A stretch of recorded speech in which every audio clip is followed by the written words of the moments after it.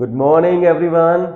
Today I am going to start the physical properties of haloalkanes and haloarenes.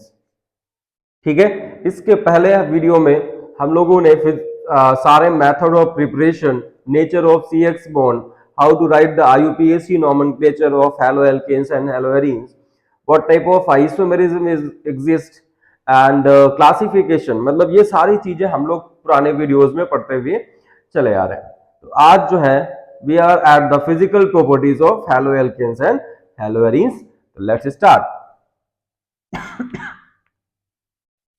पहली चीज क्या है, जो पहला पॉइंट है फिजिकल प्रॉपर्टीज में कि if haloalkanes are in pure form, तो ये कैसे होते हैं? They are colourless and odourless substances. कैसे हैं? कलरलेस और odourless. But when exposed to sunlight, ये जो haloalkanes हैं, haloarenes हैं, इनको अगर हम एक्सपोज कर दें, व्हेन एक्सपोज्ड टू सनलाइट क्या हो जाएगा? They develop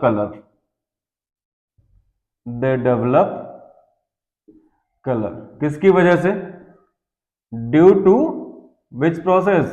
due to the process of oxidation, specially bromoalkanes and आइडोएल्केन्स।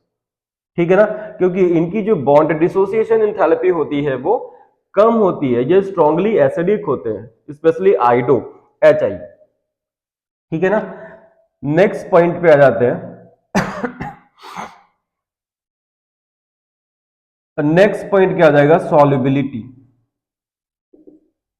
Solubility in water. तो वाटर में सॉल्युबिलिटी हम कैसे चेक करेंगे? सब्सटेंस लिया, वाटर में डाला, अगर ये वाटर में डिसॉल्व हो रहा है तो सॉल्युबल है, नहीं डिसॉल्व हो रहा है तो इनसॉल्युबल है।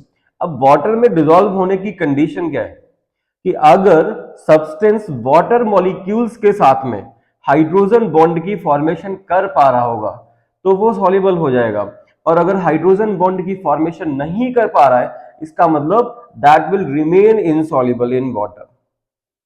ठीक है, अब देखो इसको सही से समझिएगा। haloalkanes are polar in nature, you know, है ना।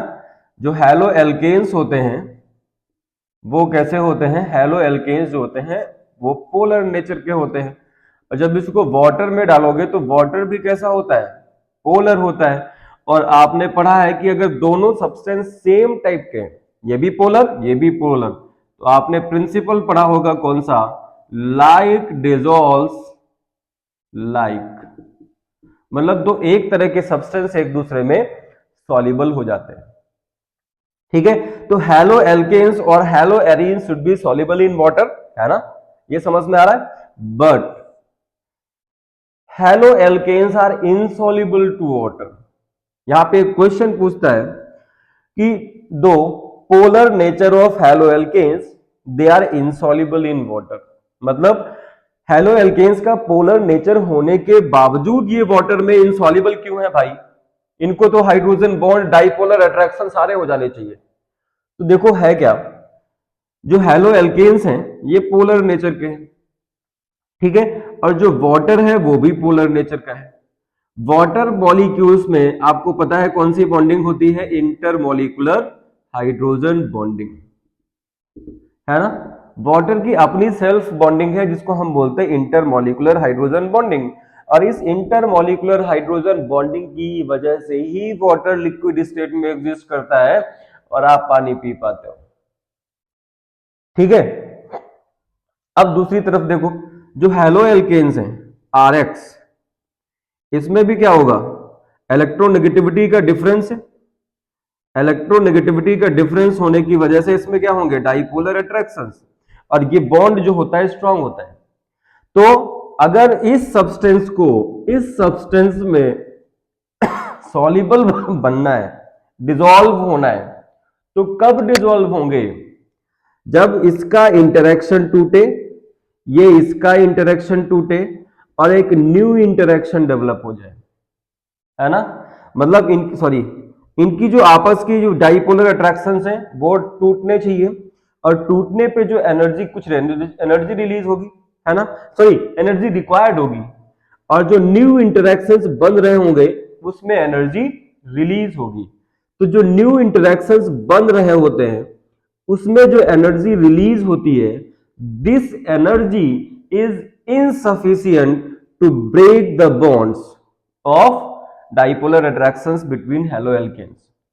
ठीक है, इसका मतलब हो गया कि जो हैलो एल्केन्स हैं वो क्या कर सकते हैं, they are not capable for what, capable to form hydrogen bond with किसके साथ में, वाटर मॉलिक्यूल, वाटर मॉलिक्यूल के साथ में हाइड्रोजन बॉन्ड की फॉर्मेशन नहीं कर पाते हैं, and that's why haloalkanes remains insoluble in water. ये क्वेश्चन पूछा जाता है, ध्यान रखिएगा, कि though polar nature of haloalkanes, why they are insoluble in water, ये वाटर में इनसॉल्युबल क्यों है पोलर नेचर होने के बावजूद, ये ध्यान रखिएगा, बहुत अच्छा क्वेश्चन बनता है ये।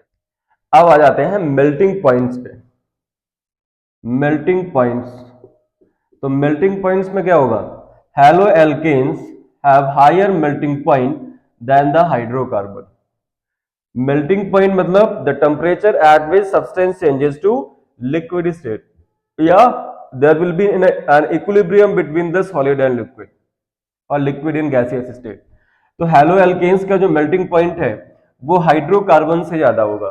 क्यों, क्योंकि हैलो एल्केन्स में क्या मिलेगा, अभी बताया मैंने आपको, माइनस एंड प्लस।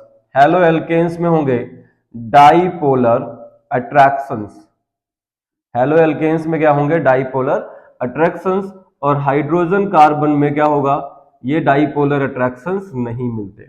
दूसरी चीज, वैंडर वॉल फोर्स दोनों में मिलेगा, वैंडर वॉल फोर्स मिलेगा यहां पे भी और वहां पे भी। ठीक है, तो वैंडर वॉल फोर्स बहुत वीक फोर्स होता है as compare to the dipolar attraction, and that's why haloalkanes have higher boiling point than that of hydrocarbon. Getting.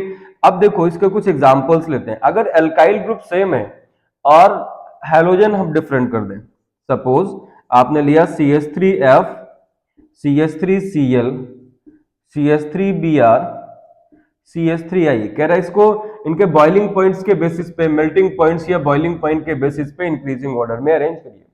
तो बॉइलिंग पॉइंट सबसे ज्यादा किसका होगा, आयोडो का, फ्लोरो का, ब्रोमो का, देन फ्लोरो का। क्यों, क्योंकि आयोडीन का मॉलिक्यूलर मास ज्यादा है।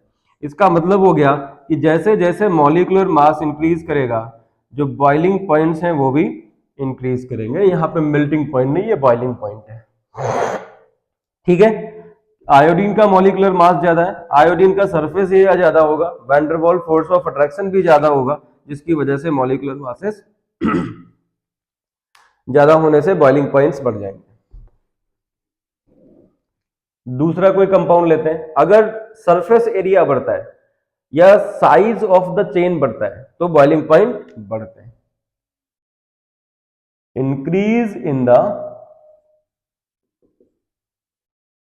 साइज ऑफ हाइड्रोकार्बन चेन, तो क्या होगा, बॉइलिंग पॉइंट्स भी इंक्रीज कर जाएंगे। अगर हाइड्रोकार्बन चेन का साइज बढ़ेगा तो बॉइलिंग पॉइंट्स इंक्रीज करेंगे, क्योंकि हाइड्रोकार्बन चेन का साइज बढ़ेगा तो इसका मतलब क्या होगा, क्या बढ़ जाएगा, सरफेस एरिया बढ़ जाएगा, है ना।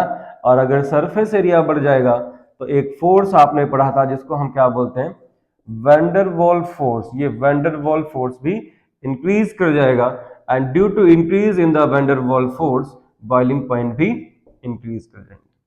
ठीक है, एक एग्जांपल लेते हैं हम फटाफट। क्या एग्जांपल लेते हैं, जैसे आपने लिया CH3CH2Cl, हैलोजन एटम सेम रखेंगे, फिर लिया CH3CH2CH2Cl, फिर ले लिया CH3CH2CH2CH2 एंड Cl, 4 कार्बन का। तो देखो 2 कार्बन की चेन, 3 कार्बन की चेन, यहाँ पे 4 कार्बन की चेन, 4 कार्बन की चेन होगी, मोर सरफेस एरिया, मोर बॉइलिंग पॉइंट। तो this is the increasing order of boiling point increases in this order. ठीक है, सरफेस एरिया बढ़ेगा तो बॉइलिंग पॉइंट्स बढ़ जाएंगे। दूसरा देखो, अगर ब्रांचिंग बढ़ जाए तो क्या होगा? इफ ब्रांचिंग इंक्रीजेस, अगर ब्रांचिंग इंक्रीज करेगा तो बॉइलिंग पॉइंट्स जो है वो क्या हो जाएंगे? डिक्रीज कर जाएंगे। क्यों डिक्रीज कर जाएंगे? क्योंकि ब्रांचिंग अगर बढ़ेगी तो जो सरफेस एरिया है वो उसमें क्या फर्क पड़ेगा? सरफेस एरिया डिक्रीज कर जाएगा, और सरफेस एरिया डिक्रीज कर जाएगा तो कौन सा फोर्स कम हो जाएगा? वैंडर वॉल्स फोर्स कम हो जाएगा, एंड वैंडर वॉल फोर्स कम हो जाएगा तो बॉइलिंग पॉइंट डिक्रीज कर जाएंगे। Let's take one example. जैसे आपने लिया एक 5 कार्बन की चेन ले ली आपने, ठीक है ना? एक आपने क्या किया? ब्रांचिंग कर दी, 4 कार्बन की चेन ली और ब्रांचिंग कर दी। एक में आपने 3 ही कार्बन की चेन ली और ब्रांचिंग कर दी, ठीक है? एक में आपने 5 कार्बन की चेन ली और ब्रांचिंग कर दी, सॉरी यहां पे Cl होगा। तो आप देखो क्या क्या है इसमें। सबसे ज्यादा सरफेस एरिया किसका है इसके पास में? 5 कार्बन की चेन और उसके बाद Cl लगा हुआ है, तो सबसे ज्यादा बॉइलिंग पॉइंट किसका होगा? इसको हम मान लेते हैं ए, बी, ये सी है और ये डी है। तो बॉइलिंग पॉइंट सबसे ज्यादा किसका होगा? ए का। उसके बाद सरफेस एरिया सबसे ज्यादा किसका है? देखो बी और सी में से किसका ज्यादा होगा? बी और डी का जो बॉइलिंग पॉइंट है वो लगभग बराबर होगा, ठीक है? अब इसमें देखो सी का सबसे कम हो जाएगा। सी का सबसे कम क्यों हो जाएगा? क्योंकि इसके पास ब्रांचिंग सबसे ज्यादा है। ब्रांचिंग बढ़ा दोगे, सरफेस एरिया कम हो गया तो फोर्स ऑफ अट्रैक्शन कम हो गया और बॉइलिंग पॉइंट डिक्रीज कर गया। Getting this one?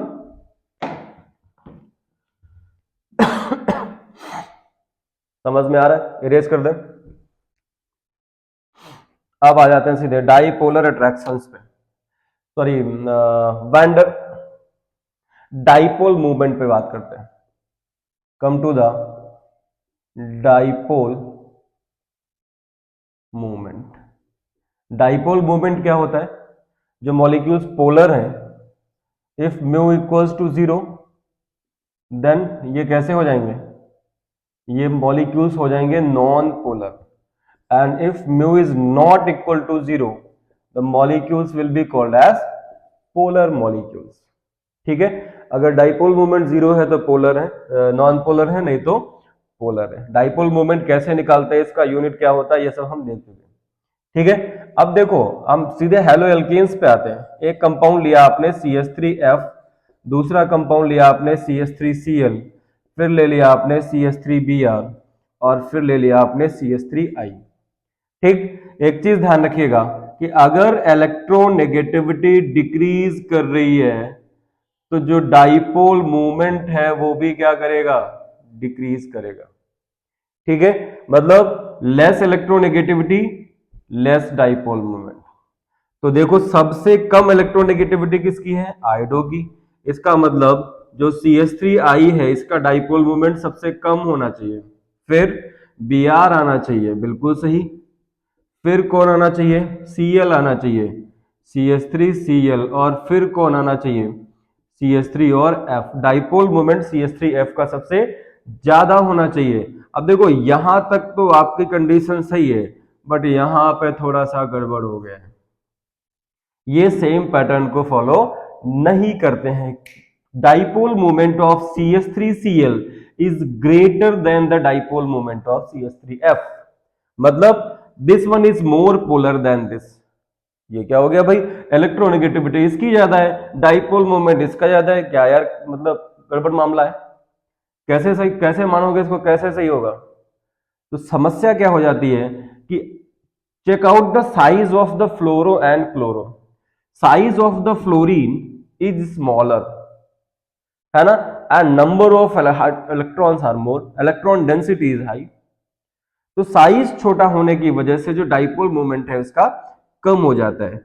So actual order of dipole moment is CH3I, then CH3Br, then CH3F, and then CH3 Cl। ठीक है, समझ पा रहे हो? तो साइज की वजह से जो डाइपोल मोमेंट है CH3F का वो कम हो जाएगा then that of CH3Cl।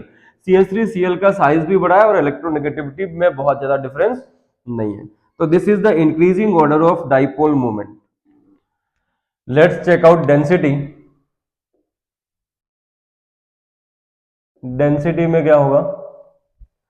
Density देखो साइज पे डिपेंड करेगी, डेंसिटी मॉलिक्यूलर मास पे भी डिपेंड करेगी। तो डेंसिटी सबसे ज्यादा किसकी होनी चाहिए? आइडो कंपाउंड की। फिर किसकी होनी चाहिए? फिर ब्रोमो कंपाउंड की। फिर किसकी होनी चाहिए? RnCl। This is a decreasing order of density of different compounds. ठीक है, अब हेलो एरीन्स पे आ जाते हैं। हेलो एरीन्स के भी जो बॉइलिंग पॉइंट है सेम पैटर्न फॉलो करते हैं एज हेलो एल्केन्स। ठीक है, जैसे इनमें मॉलिक्यूलर मास बढ़ने से बॉइलिंग पॉइंट बढ़ रहा था, साइज बढ़ने से बॉइलिंग पॉइंट बढ़ रहा था, सेम पैटर्न वहां पे भी होता है। ठीक है, थोड़ा सा हेलो हेलो एरीन्स के डाइपोल मोमेंट की बात कर लेते हैं। तो देखो हेलो एरीन्स की अगर हम बात करें तो हेलो एरीन्स में जैसे ये क्लोरोबेंजीन है, ठीक है, यहां पे एक Cl लगा दिया, तो इसमें क्या होगा? इक्वल एंड अपोजिट एक दूसरे को कैंसिल कर देंगे, डाइपोल मोमेंट हो जाएगा जीरो। तो ये कैसा हो गया? Non polar. ठीक है, पैरा डाइक्लोरोबेंजीन नॉन पोलर है। बट अगर ऑर्थो की बात करें हम Cl और Cl, ठीक है, तो देखो इलेक्ट्रॉन डेंसिटी ये इधर जा रही, ये इधर जा रही, और ये इधर, मतलब यहाँ पे कुछ एंगल, ये इधर, मतलब यहाँ पे कुछ एंगल होगा। तो यहाँ पे इस ऐसे मॉलिक्यूल्स में जहां पे डाइपोल मोमेंट जीरो नहीं है उसका डाइपोल मोमेंट कैलकुलेट करने का एक फॉर्मूला होता है x square plus x square plus 2x cos theta. ठीक है ना, x क्या है यहाँ पे? Distance x square x 2x cos theta, और यहां से आपको डाइपोल मोमेंट मिल जाएगा। ठीक है, तो इसका डाइपोल मोमेंट जीरो नहीं होगा ये, इसका मतलब कैसा है? This is a polar molecule. और इसी तरह पैरा का भी होगा, मेटा का Cl और Cl, तो डाइपोल मोमेंट क्लोरीन की तरफ जा रहा होगा, इधर भी क्लोरीन की तरफ जा रहा होगा, इन दोनों के बीच में एक एंगल बन रहा होगा और उसके बेसिस पे हम निकाल देंगे कि इसका डाइपोल मोमेंट कितना है। इसका लगभग 2.8 के आसपास होता है और इसका कितना होता है? लगभग 2.5 के आसपास होता है। ठीक है ना, इसका मतलब meta isomer is more polar than the ortho isomer and para isomer is non polar because both the forces are equal and opposite to each other and they will cancel out each other। ठीक है ना, तो इस तरह से बहुत जल्दी में हमने हैलो एल्केन्स और हैलो एरीन्स की फिजिकल प्रॉपर्टीज के बारे में पढ़ लिया। नेक्स्ट वीडियो में हम मोस्ट इंपॉर्टेंट थिंग्स पढ़ेंगे, chemical properties of haloalkanes and haloarenes, nucleophilic substitution reactions SN1 and SN2। Video जरूर देखिएगा और पूरा वीडियो देखिएगा, फॉलो करिएगा, सब्सक्राइब करिएगा, शेयर करिएगा और कमेंट्स भी करिएगा। धन्यवाद।